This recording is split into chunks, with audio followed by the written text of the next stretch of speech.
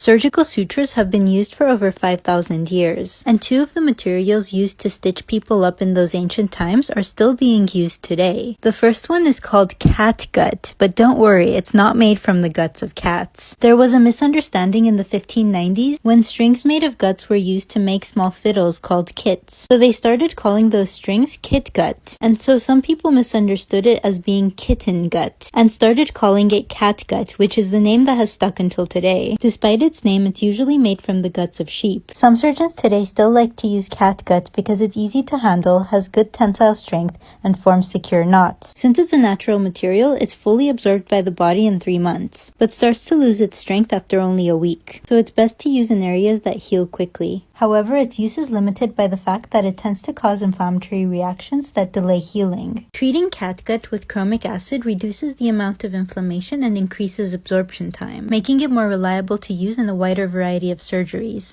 If skin gets skibbitied by a ratioing porcupine and those damn barbed quills get stuck, but you want to be Sigma about it, here's the move. No cap, let me cook. Chop off the tip of each quill to release the pressure and help the barbs chill instead of Freddy Fazbearing deeper into the skin. If you skip this step, that's straight up a cringy Elriz move, bro. We want W-Riz energy to slay yanking him out like a true Rizzler. Bet, you killed it. W. Keep mewing that confidence while you fix this vibe. Grab each quill with hemostats and don't slack on twisting to keep the barbs from dragging all the flesh out with them as you yank the quill out in the same direction it went in. If you're down, soak the quills in baking soda and vinegar before snatching them out. This kills the calcium and softens the quills, but if they're stuck around the nose or mouth, don't even play. Once out, make sure the whole quill is intact. If it's giving backrooms vibes and you're sus about even a tiny piece of the quill being left in the skin, make sure to get it out or you'll be in a Delulu situation and get Ohio'd for sure. Don't stress about the porcupine though. These things are just modified hairs that slay loosening when shook by a dum-dum. Trust, this is goated. Yo, what's up future surgical legends? Welcome to Suture School 101, where I'm gonna show you how to stitch a wound like a certified baddie. Just make sure you don't practice on yourself or your homies, alright? This isn't DIY surgery TikTok, stay safe. Alright fam, so here's the vibe. Suturing is basically sewing, but with way higher stakes. You mess up sewing a button?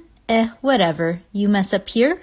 Big yikes. Okay, let's start with the simple interrupted suture. It's the bread and butter, the vanilla ice cream of sutures. Like, you'll need this in 90% of cases. So grab your needle driver. This baby is the Harry Styles of surgical instruments. You need it in your life. Hold it tight, but don't death grip it. You're trying to stitch a wound, not wrestle an alligator, okay? When you're inserting your needle, fam, you gotta keep it at that perfect 90-degree angle to the skin. Imagine you're walking straight into a party. You can't be like slouching or wandering in at a weird angle, right? You're walking in strong like, I know I'm the vibe. That's how the needle should go in and come out. 90 degrees, sharp, direct, no detours. Respect the skin. Boom. Now pull that bad boy through, following its curves. Don't yank it straight out like you're unplugging your phone charger. Alright, now the knot is where we go from, yeah, I can sew, to master surgeon. Because we're doing the surgeon's knot, the OG of knots. Make 2 loops around your needle driver and then pull through like you're tying a friendship bracelet that's, you know, keeping some skin together. Very chill, very casual, very demure. Then repeat the same but with 1 loop and going in the opposite direction. Remember, every stitch is a step closer to slaying in the OR.